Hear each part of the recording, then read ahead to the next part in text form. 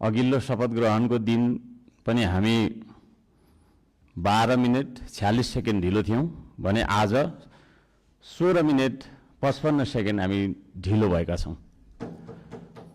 जनताले हामीलाई यसरी ढिलो गर भनेर यहाँ पठाएको हो जस्तो मलाई लाग्दैन। त्यसो भएको कारणले प्रत्येक मिनेटको महत्व यो सदनले बुझोस्, सरकारले बुझोस्, हामी सबैले बुझौं। नेपाली हो, नेपाली समय हो, 2 बजेको बैठक 3 बजे जाँदा पनि हुन्छ, 4 बजे जाँदा पनि हुन्छ, जे गर्दा पनि नेपाल हो, नेपाली हो भन्ने खालको जुन भाष्य हामीले मनमा लिएर बसेका छौं, यही सबैभन्दा मुख्य कारण हो हामीले उन्नति गर्न नसक्नुको। त्यसो भएको कारणले गर्दाखेरि सभामुख महोदय मार्फत म सम्पूर्ण सदन, सरकार सबैलाई ध्यान आकर्षण गराउन चाहन्छु। आउँदा दिनमा हामी बैठक सुरु हुनुभन्दा थोरैमा पनि 5 मिनेट अगाडि उपस्थित हुनुपर्छ। म यो माग राख्न चाहन्छु। हामी विभेदको अन्त्य गर्छौं भनेर यहाँ भनिरहेका छौं।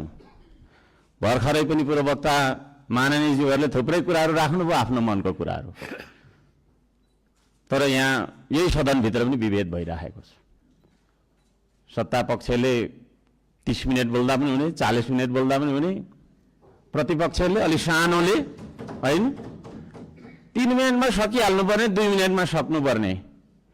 हामी पनि जनताले चुनेर पठाएका जनमत प्राप्त जनप्रतिनिधि हौं। त्यसो भएको कारणले गर्दाखेरि हामीले आफ्ना क्षेत्रका आवश्यकताहरू, आफ्ना तपाईको चाहिँ के रे मागहरू राख्नका लागि प्रशस्त समय दिनुपर्दछ। त्यो खालको सदन हामीले बनाएर हामीले त्यो खालको सदन अभ्यास गर्नुपर्दछ भन्ने माग राख्न चाहन्छु। High-Tech Computer, ground floor of Hanuman Complex. Proprietor Rajesh Giri. Phone number 023-545-929, 98179, 57023, 98626 4878.